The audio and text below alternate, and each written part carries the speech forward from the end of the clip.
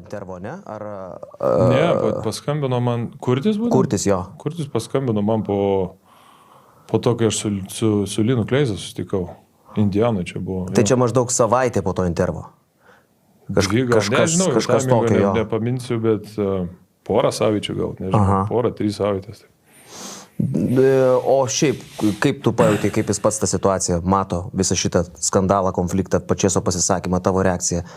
Ką jis tau ištransliavo?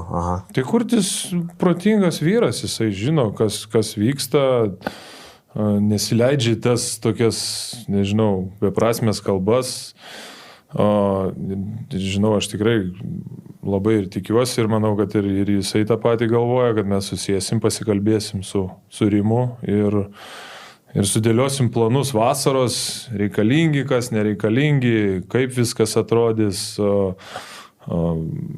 kaip turi tą vasarą atrodyti. Nes aš manau, taip yra. Rimas